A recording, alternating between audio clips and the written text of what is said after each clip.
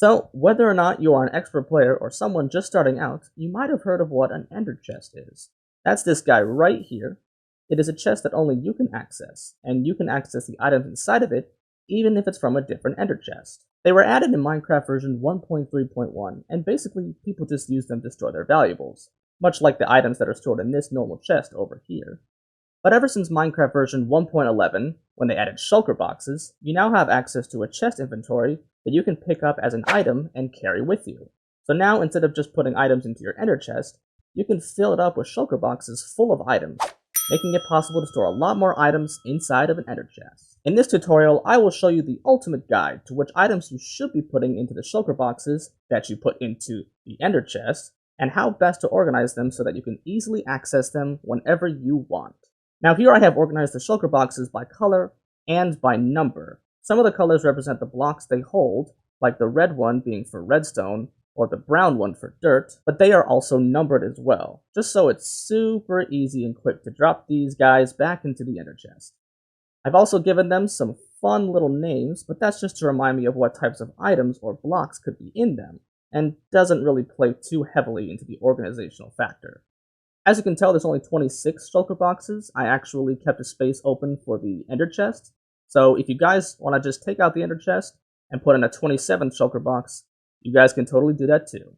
Now I will go into more depth about what items are going to be in these 26 Shulker Boxes. Some of these item patterns are loosely based off of Xisuma's video that he made a while back. I'll link that in the description below, but because of 1.13 recently coming out, I decided it was time for a bit of a revision. And I'm also going to be putting in my own opinions based on how I see items and blocks being needed or used in typical Minecraft gameplay.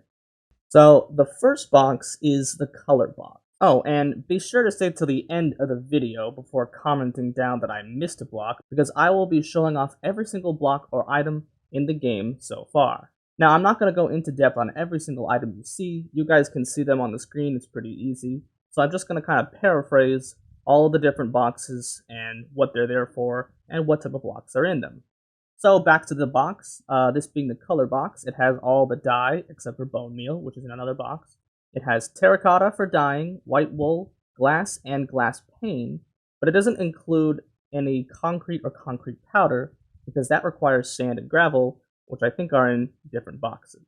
Number 2 is the raw box, and here we basically have all the different types of raw foods.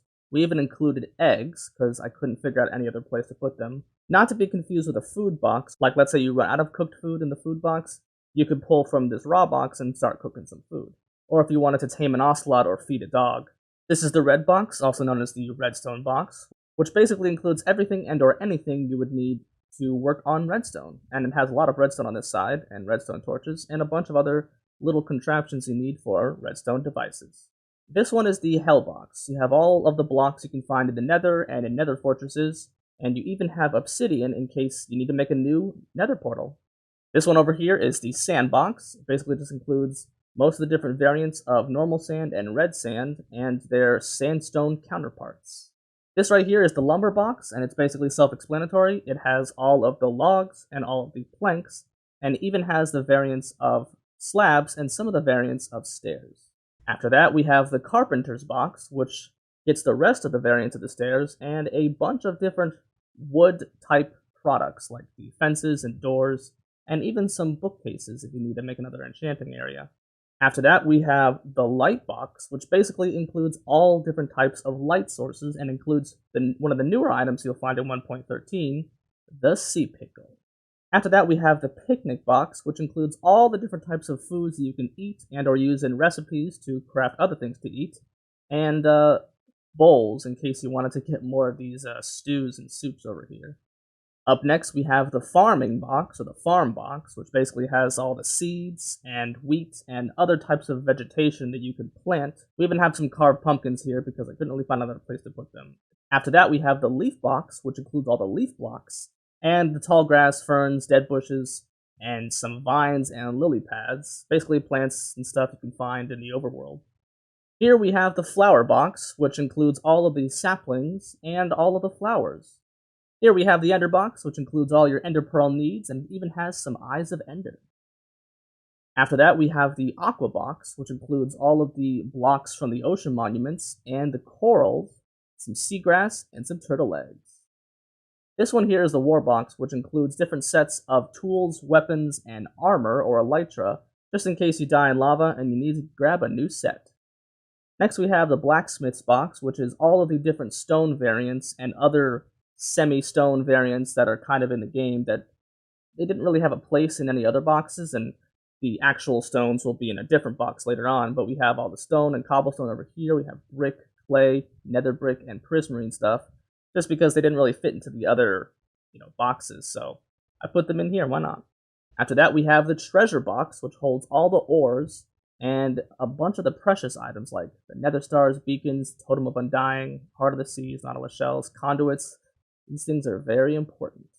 This box is the end box, which includes a lot of blocks from the end, and we got some chorus stuff to grow some more chorus fruits, dragon heads, shulker shells, dragon's breath, and end crystals if you want to resummon the dragon.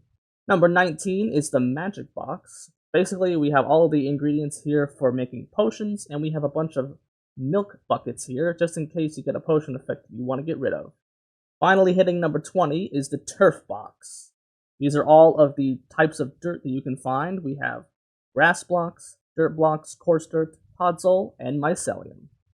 Here we have the rocket box, pretty self-explanatory. You got a bunch of firework rockets here, and some paper and gunpowder just in case you need to make some more. Next we have the bone box, which includes bone blocks, bone meal, and bones. After that we have the toolbox, which includes a bunch of different tools here that you would need. You obviously can customize this any way that you want to include whichever tools you think are the most important. And we also have the advanced toolbox, which includes even more tools. I figured that it was advanced, like these are tools that have their own type of inventory that you can access. And I put a bunch of other blocks here that just didn't really fit in any other boxes, like mushrooms, ice, snow. The second to last box is the rock box. And we saw the second type of rock-like box before with the blacksmith's box. This is just how you get the basic amounts of stone, like cobblestone, stone brick. We even have gravel and flint here, and the other 3 types of stone. The last box here is the drop box. These are all of the drops that mobs can drop, except for cobwebs, which you can find later on.